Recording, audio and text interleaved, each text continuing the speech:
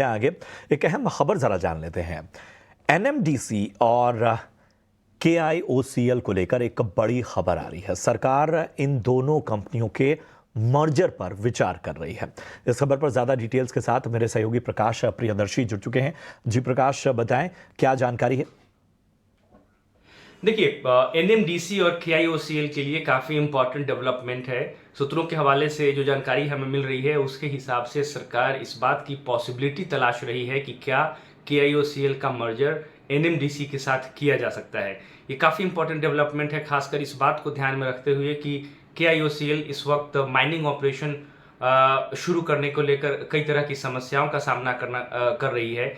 लिहाजा इस बात को ध्यान में रखते हुए सरकार ये संभावना तलाश रही है कि क्या इसका मर्जर एनएमडीसी के साथ कर दिया जाए। सूत्र हमें बता रहे हैं कि स्टील मिनिस्ट्री ने एक डिटेल्ड प्रेजेंटेशन पर काम करने की शुरुआत कर दी है। तमाम तरह के फैक्टर्स को ध्यान में रखा जा रहा है।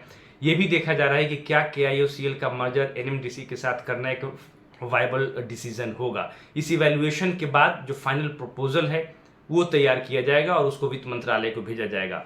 दरअसल एक तो केआईओसीएल को माइनिंग ऑपरेशन की शुरुआत करने में दिक्कतें आ रही हैं। जो दूसरी इंपॉर्टेंट बात है जिसको कि मद्देनजर रखा जा रहा है वो ये है कि इस वक्त केआईओसीएल के पास जो पेलेटाइजेशन प्लांट है उसके ऑपरेशन के लिए कोई भी कैप्टिव आयरन ओर माइन नहीं है। इस बात को भी ध्यान में रखा जा रहा है और इसकी वजह से कंपनी को जो उसके पेलेट प्लांट हैं वो एनएमडीसी को लीज पर देना पड़ा है। अब स्टील मंत्रालय के से जुड़े जो हमारे सोर्स हैं वो ये बता रहे हैं कि अगर एनएमडीसी इस प्लांट को टेक ओवर कर लेती है तो ये म्यूचुअली बेनिफिशियल होगा। एक तरफ जहां उसको वो इस प्लांट में अपने ही आयरन ओर का इस्तेमाल करेगी और साथ ही साथ जो ओवरऑल कॉस्ट ऑफ ऑपरेशन है इस प्लांट की अगर बात करें वो भी काफ़ी कम हो जाएगा। तो ये काफ़ी म्यूचुअली बेनिफिशियल होगा, दोनों ही कंपनियों के लिए विन विन डिसीजन होगा। लेकिन तमाम तरह के ऐसे फैक्टर्स हैं जिसको ध्यान में रखा जा रहा है। इस वक्त कंपनियों की भी राय मांगी जा रही है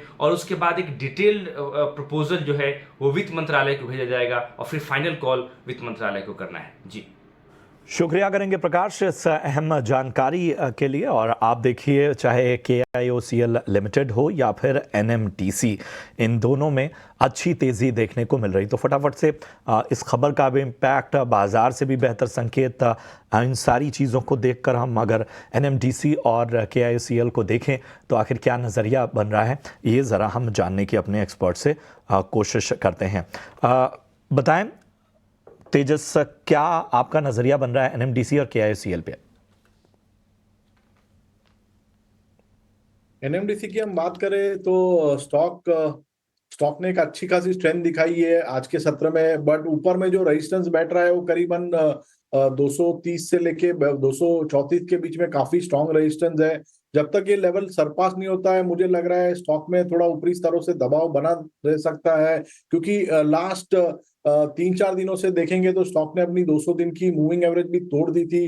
तो ये जो करंट रैली है थोड़ा रिलीफ रैली जैसा लग रहा है। 234 का एक इम्पोर्टेंट स्तर है, अगर वो पास करता है तो मुझे लग रहा है स्टॉक में एक फ्रेश बाइंग मोमेंटम आ सकता है और स्टॉक जो है वो 247 से लेके 250 तक भी जा सकता है।